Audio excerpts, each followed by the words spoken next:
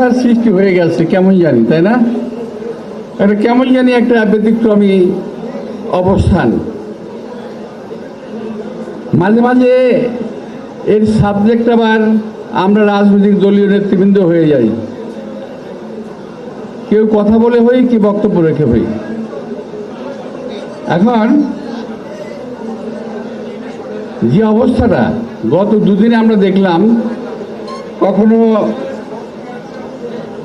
নতুন রাজনৈতিক দল, কখনো পুরনো রাজনৈতিক দল, কখনো প্রফেশনাল কিছু লোকের কথাবার্তা শুনে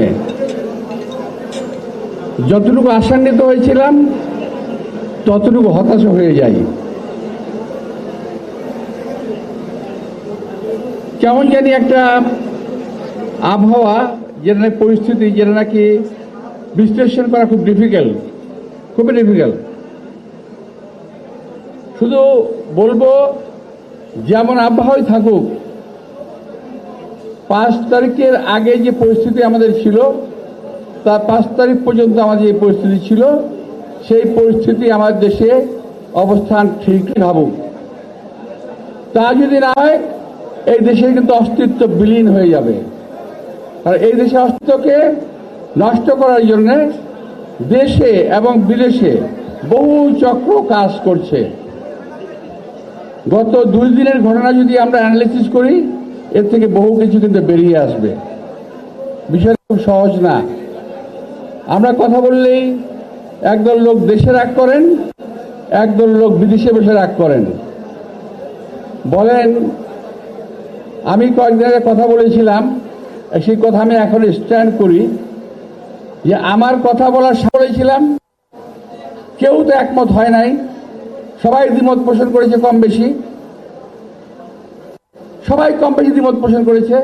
আমি প্রথমেই বলেছিলাম যে আপনাদের সকল বিষয় তো সম্ভব হবে না মেনে নেওয়া, এই কথা বলেছিলাম।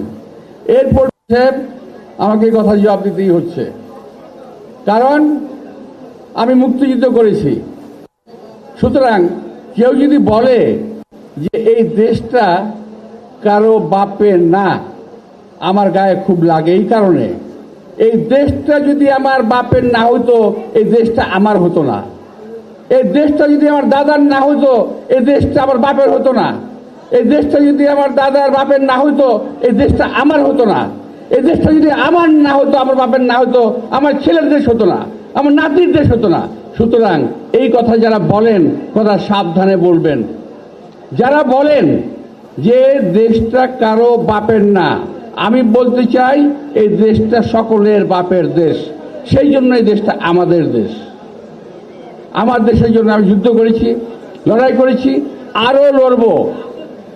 শেষ কথা বলে চলে যাই, আরো লড়ব এই কারণে বললাম যে আজকের দেশের মধ্যে যে অবস্থা হচ্ছে, আমরা সকলে অত্যন্ত আন্তরিকতার সঙ্গে সংস্কারের কাগজপত্র জমা দিয়েছি, পরীক্ষা নিরীক্ষা করে। এখন এই সরকারকে বলতে চাই, যেই সংস্কার করে যাচ্ছেন, এটা এখনো দেশের লোক দেখে নাই। আর যেটা দৃশ্যমান সংস্কার হতে পারে, সেটা অবিলম্বে শুরু করেন। সেটা হলো এই সচিবালয়ের ভিতরে যারা আপনাদের সংস্কারের কাজকে বাধা দেবে, বিপদগামী করবে, সেই সমস্ত সচিবরা এখনো সচিবালয়ের ভিতরে বসা আছে, তাদেরকে সরানোর ব্যবস্থা করেন। প্রশাসনের প্রতিটি রন্ধ্রে রন্ধ্রে আজকে ওই যে ডিএনএ টেস্ট করে যাদের চাকরি দেওয়া হয়েছিল, আপনাদের মনে আছে? চাকরি দেওয়া হয়তো ডিএনএ টেস্ট করে, ওই ডিএনএ চাকরি দেওয়া হয়তো যাদেরকে, তারা বসা আছে। তাদেরকে বাছাই করেন, তাদেরকে শাস্তির আওতায় আনেন। তারা এত বছর চাকরি করে আজও চাকরিতে আছে, এখনো সচিবালয়ে বসা আছে।